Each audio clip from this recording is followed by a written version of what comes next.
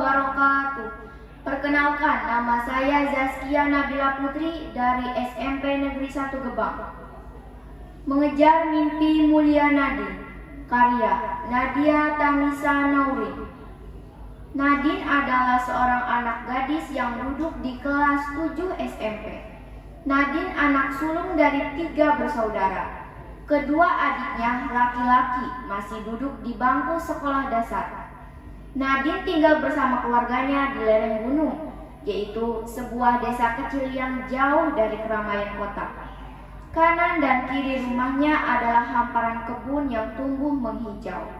Kemudian ada sebuah aliran sungai kecil yang airnya sangat jernih dan dingin. Kehidupan keluarga Nadine sederhana. Mereka makan memanfaatkan buah-buahan dan sayur mayur.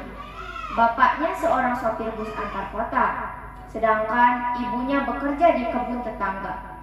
Penghasilan orang tuanya sangat minim untuk mencukupi kebutuhan hidup sehari-hari dan biaya sekolah.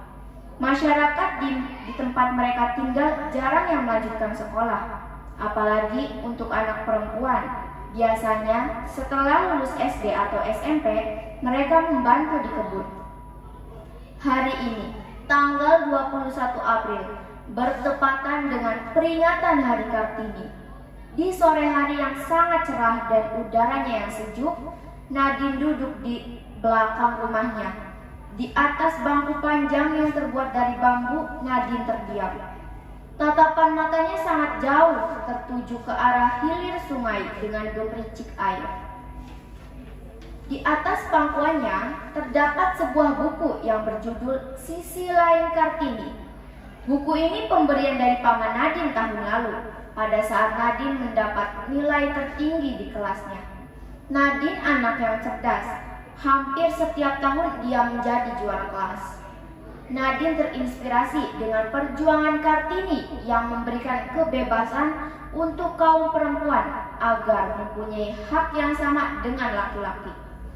Dalam ketermenungannya, Nadine bergumam, "Apakah aku bisa mencapai impianku menjadi dokter?" bisiknya dalam hati. Ibunya datang menghampiri Nadine. "Nak, kok melamun? Apa yang sedang kamu pikirkan?" tanya ibu. "Bu, apakah aku boleh punya cita-cita menjadi dokter?" Nadine balik bertanya pada ibunya. "Ya boleh dong sayang, makanya ibu dan bapak berjuang keras supaya kamu dan adik-adik bisa sekolah dan mencapai cita-cita kalian." Ibunya memberikan semangat. "Tapi kan Bu, sekolah zaman sekarang sangat mahal. Apalagi kebiasaan masyarakat di sekitar kita, bagi anak perempuannya jarang yang melanjutkan sekolah," keluh Nadine. "Anakku, tugasmu adalah belajar yang rajin dan berprestasi. Untuk urusan biaya, biarlah menjadi tugas bapak dan ibu. Masalah kebiasaan masyarakat kita yang anak perempuannya tidak melanjutkan sekolah, ya biarlah itu menjadi pilihan mereka, Nak. Masa depanmu ada pada pilihanmu. Ibu yakin bahwa ilmu yang bermanfaat akan lebih baik daripada harta yang banyak." Ibunya menjelaskan. "Iya ya Bu, aku ingin seperti Kartini yang membawa perubahan positif untuk kaum perempuan," imbuh Nadine. Kemudian mereka masuk rumah dengan tersenyum. Ayah Nadine saat ini sedang berada di Jakarta. Pada jam istirahat, beliau membeli minuman ke sebuah minimarket. Setelah membayar di kasir, beliau keluar dan tiba-tiba melihat seorang ibu yang berteriak minta tolong. Ternyata ibu tersebut mengalami penjamretan. Ketika turun dari mobilnya, datang seorang lelaki bertopi yang merebut paksa tas ibu tersebut. Ayah Nadine melihat lelaki tersebut lari. Dia langsung mengejar lelaki tersebut dan berusaha untuk merebut tas milik ibu tadi. Ayah Nadine berhasil mengambil tas tersebut, sedangkan lelaki bertopi entah kemana. Tas tersebut diberikannya kepada pemiliknya. Ibu tersebut mengajak ayah Nadine duduk di kursi yang ada di depan minimarket.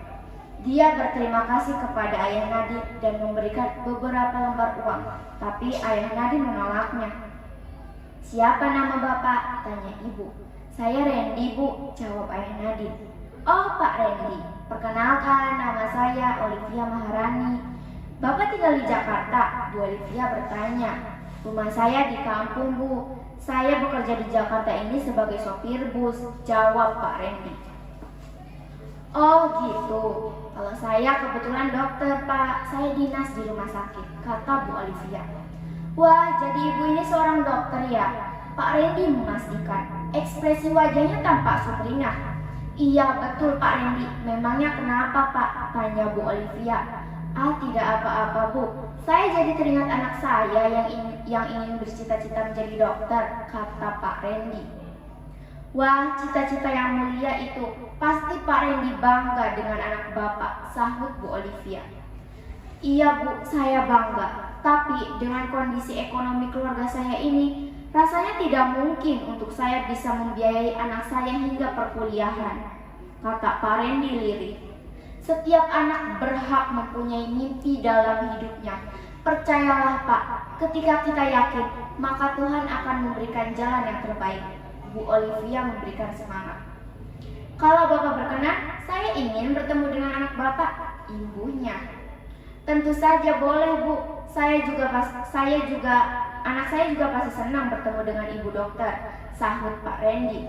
Mereka berdua menyepakati untuk bertemu di kampung halaman Pak Randy minggu depan. Dr. Olivia adalah seorang dokter spesialis paru-paru. Dia menangani pasien-pasien yang mengalami kasus COVID-19 dengan sangat ramah dan penuh kasih sayang selama masa pandemi. Dr. Olivia juga merupakan ketua Yayasan Pendidikan bagi anak yang tidak mampu. Yayasan tersebut dikelolanya bersama teman-teman dokter lainnya. Hari Minggu, Dr. Olivia berkunjung ke rumah Pak Randy. Dia disambut hangat oleh keluarga Pak Randy, termasuk Nadine, yang sejak pagi tadi menunggu kedatangannya. Mereka berbincang sambil menikmati singkong rebus dan teh manis yang disajikan oleh Pak Randy. Nadine, Bapak pernah bercerita, katanya kamu ingin menjadi dokter ya? Tanya Dr. Olivia. Iya, betul Bu, tapi aku ragu. Apakah aku bisa mencapai cita-citaku itu, Bu? Karena budaya masyarakat di sini jarang yang melanjutkan sekolah. Juga kondisi ekonomi keluargaku yang tidak mampu, Bu, jawab Nadine dengan nada sedih. Nadine, Raden Ajeng Kartini sudah memperjuangkan emansipasi wanita di Indonesia. Beliau berjuang untuk persamaan hak antara laki-laki dan perempuan.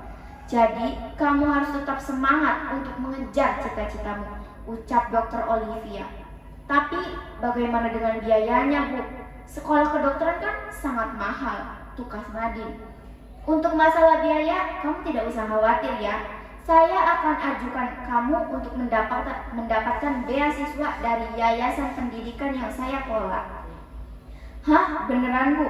Saya mau diajukan untuk mendapatkan beasiswa? Nadine memastikan. Iya, betul Nadine. Saya akan ajukan beasiswa pendidikan untuk kamu dari mulai SMA hingga ke jenjang perkuliahan. Kamu harus rajin belajar ya, supaya nilai sekolahmu bagus, kata Dr. Olivia. Alhamdulillah, terima kasih Bu Dokter. Ibu sudah membantu aku untuk meraih mimpiku, kata Nadine sambil menghampiri Ibu Olivia kemudian memeluknya dengan bahagia.